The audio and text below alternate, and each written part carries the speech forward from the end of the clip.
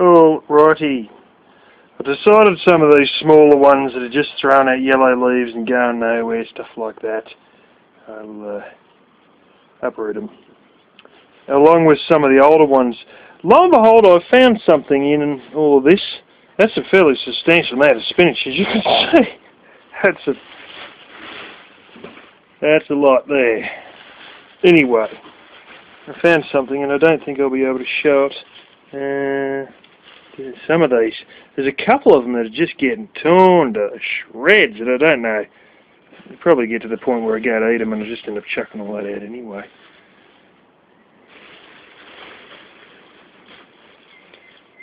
Some beautiful ones that come out like that.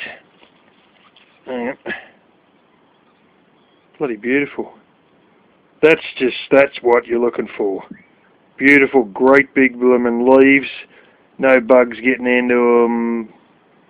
Just spot on. And not too heavily crinkled and whatnot. And yeah, that means you're doing well. That means things are eating. But I mean, this is what you get when spring comes and the cold goes away and the bugs come back, and well, it's organic.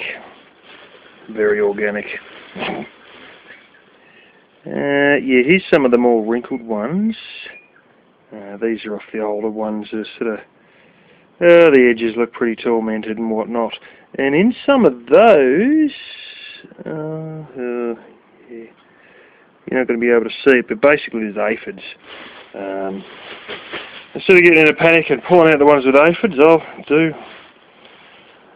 a straightforward, simple solution, because you don't need to go high-tech for every damn thing. And that is just put this in the freezer. And that will take care of little aphids.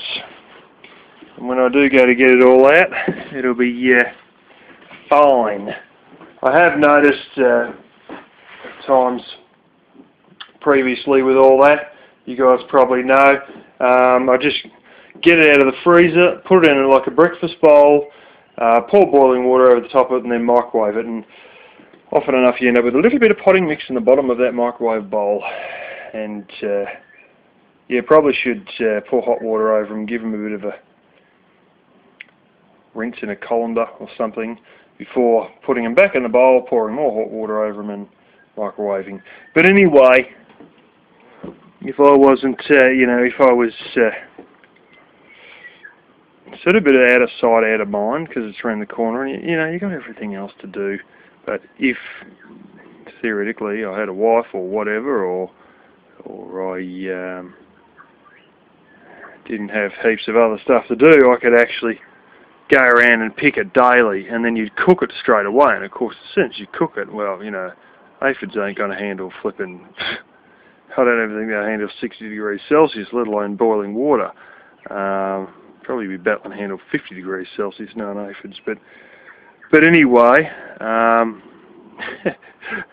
sort of brings up the point too. I'm growing all this stuff and picking it all, and then I'll go to the supermarket and see a salad that's half price or less, and I go, yo, beauty, I'm getting a $5 salad for $1, and then buy that, then eat that. And this just keeps getting stacked in the freezer. And the freezer keeps filling up with more spinach.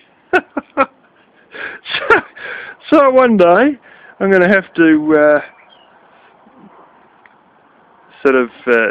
during the winter you can always get a lot of cheap salads because it's not really salad eating season, but when it does come in salad eating season, they never have any stock that actually goes near to the use by date.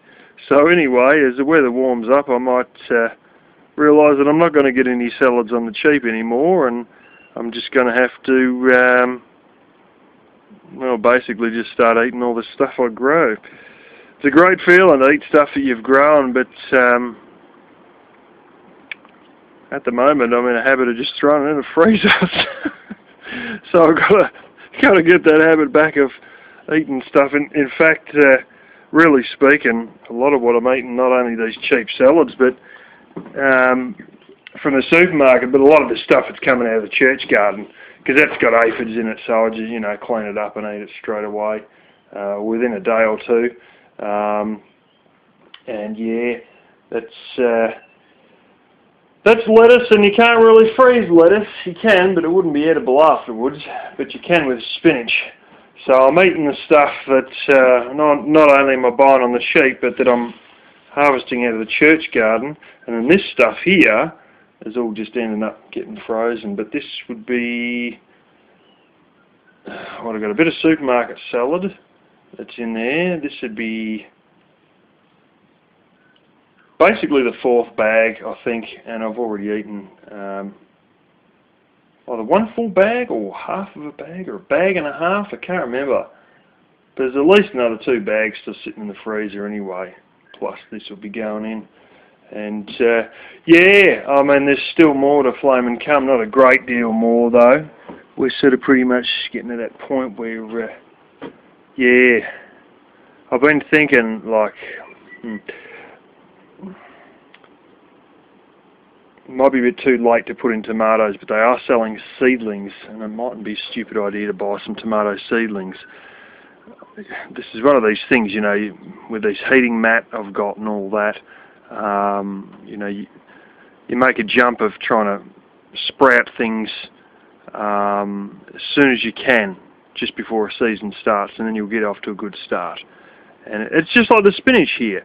The ones that have gone really big, they were planted really early, and the ones that are just crap and haven't really got anywhere, they were the ones that were planted far too late.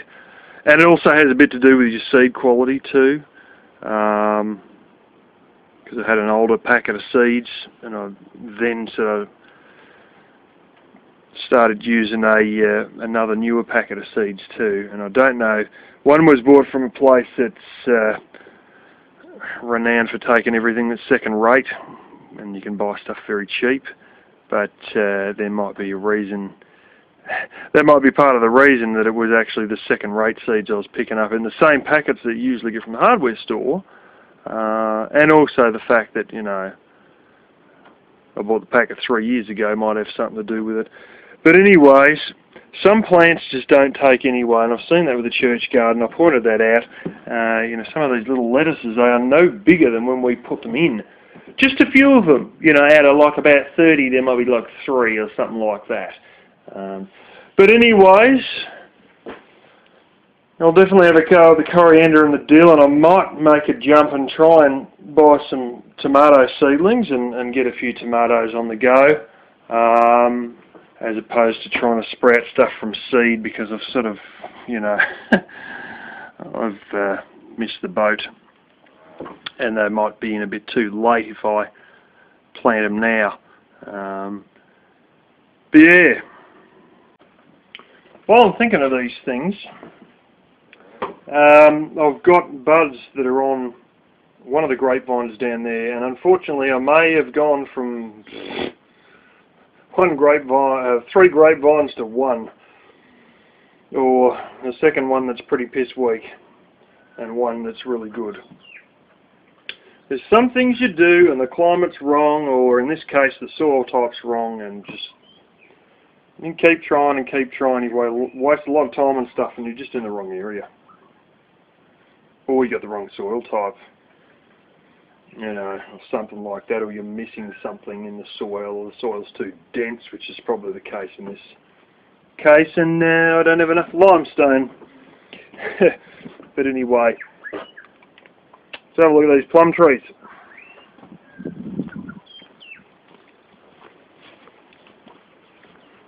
You know, a lot of these flower petals are just about done on a lot of them. Got a little one near the front gate that's, it's like a blood plum, I think. For the first time that's actually firing a decent amount of flowers. Here's my other ones out here. Poor thing. This one gets thrashed. There's the one under there. These will actually get a chance when all this pisses off. Thanks to a Chamberlain tractor. These look to be coming along rather good. Holy smoke! Very good.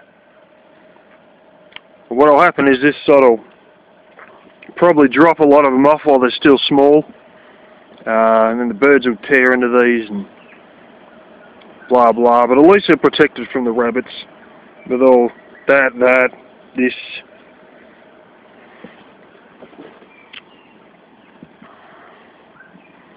Leaves are looking a little bit pale actually. Sorry if I sound funny, I got a lollipop in my mouth. In case my accent isn't hard enough to understand already.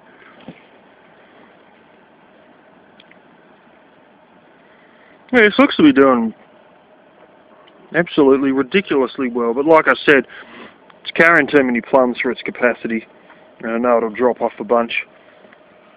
And that is, it's 2 under there, and we've got 1, 2, 3 here. Looks like this one's suffering something on this branch. I'm not very enthused to make much stuff here either. The leaves do look very nice, but it just hasn't shot out very many blossoms. You got to realise some of this ground has been so full of plastic. I mean, look at this dip here. There's about a foot deep of plastic in there. Oh, shit you not. This was a massacre of plastic. And still is, it just keeps coming to the surface. These didn't quite get hit well enough by the spray. Bloody shit. It's, morning glory. Last time I hit it, it flaming just hit the ground. It seems a lot of this time it's, I don't know, it might have watered down the weed killer too much. Someone's making a noise in there.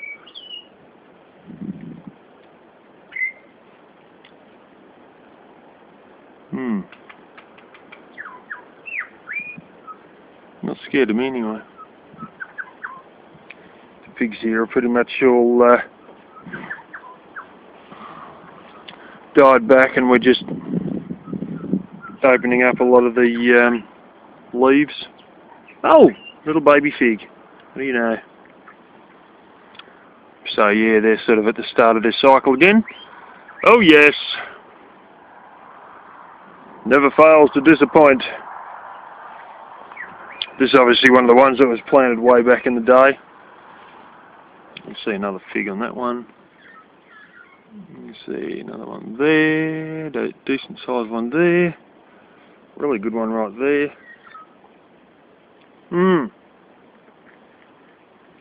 It's good actually, and it's good that I can tolerate the taste of figs. Some people can't handle them, but I'm not too bad, just so long as I don't have like 20 in a day. Some of you may remember when I actually harvested this one, when the main burst of fruit come through, I got 60 in one day. 60. So this thing never fails to disappoint.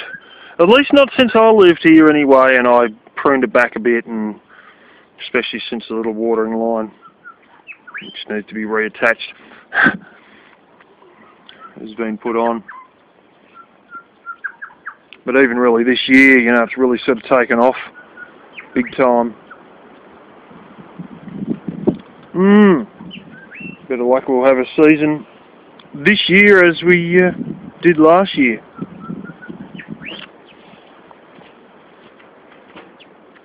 Anyway, I won't bother showing you the grapevine. It's a fair walk down. I've got to get a cut on and cut a bunch of this stuff here into kindling, and then box up a few things and whatnot in regards to just getting some wood inside before it decides to bloody dump another heap of rain on everything and be playing with wet wood again. It's been good just the last few days, you know, give a chance to dry out a bit, so yeah, anyway, I better get on with that. Just quickly, I've done some rearranging of pots, got some of the ones that were more stunted in the grass and put them up here. I'll continue to do that tomorrow. I've got another 3 sitting over there I've got to put up here as well before any sheep appear.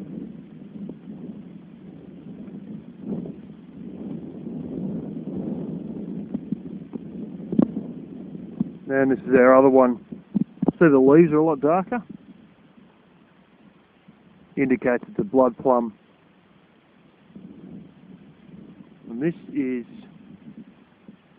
rippling the shit out of them. It's sort of still holding onto its stuff a lot better. Blossom still. One thing with grapevines you'll notice is one day when I get a chance I'm going to put some roofing on this. Hopefully I'll get back to doing that. One thing I notice, grapevines, different varieties mature at different stages. And so you'll sort of pick one bunch of grapes, but another variety won't be ready, but they'll be ready later. And it's like the blood plum's still got plenty of blossoms, whereas this, as you can see, it's done its thing. And the one around the corner, not only has it lost its blossoms, it's got little plums, you know, that are only blooming, you know, bugger all in size, not much more than 1/8 of an inch in size, but it's actually got them, you know. So that's your three different varieties, all sort of playing in with each other, playing into different times. I'll just go around and we'll have a look at this, what's his name as well? Bloody things, get sick of these.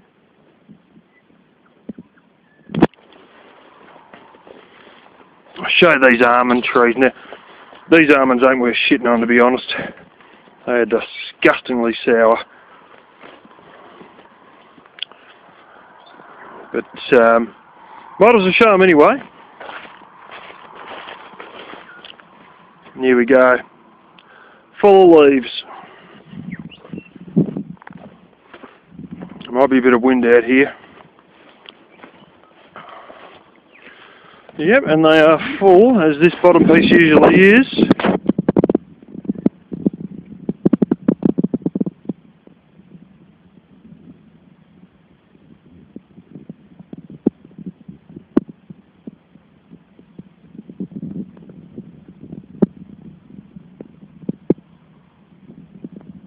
Full of almonds too. It's a real pain in the arse, these ain't worth eating. Because when you look at the amount of almonds.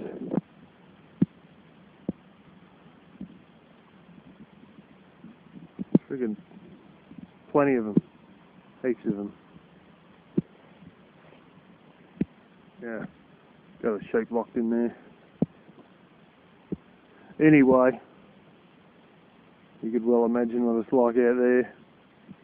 I remember times when, you know, all these comes in the autumn, bang, not a leaf to be seen. And all the leaves start coming out in the end of winter. And you get all your little thingos. In some ways I sort of almost think about the oil. There's got to be oil in those almonds. And is there a use for that oil, you know?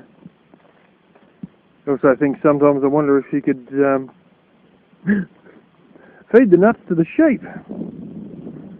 Might actually help the sheep along nutritionally during bad times, feeding them all the bloody almonds.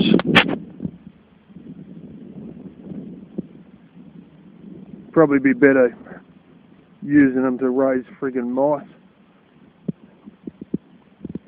Almonds and bloomin' wheat. And then feed them to Black Kitty. Actually, on all of that, I sort of come home late enough some nights. Sorry, the volume's probably going in and out. I keep putting my finger over the microphone. I come in some nights and you know, it's late enough and I just want to get to bed and blah blah blah, and I'm already warm and dry and it's been raining the last week outside, so I don't bother going outside to get wood. I get the stuff from under the kitchen table. Now in that, we've gone through a fair bit of it, but also in that I remember a time when Black Kitty had a mouse I was playing with it, and it injured it pretty badly. And then the sod got away from her and ran into that heap of wood that's under the kitchen table. And well, that was it. That's why you don't play with your food, because you might lose it. Well, I found it. I'll put it like that. It's just a dried out lemon mummified heap of fluff. I've got to sweep it up or pick it up or something with gloves on and deal with that at some point. Fortunately, she hasn't decided that it smells nice and hasn't pulled it out. But I had this flaming paper. I bought those, some of these, I bought that many boots. You know, those pair there with the laces, $29 on the cheap, usually about $80. And I had a bit of paper in the end, and she's been mucking around. She's got the bloody paper out of them, and then it's ended up on the bedroom floor, and she's flicking it and playing around with it sometimes. I'm going to get that and chuck it in the blooming wood heater. Now, they're cute cats, but they tend to end up dragging things inside. And you just hope that no blood hits the floor in the process, or no stomachs contents or actual stomachs. Anyway, got to get on with this.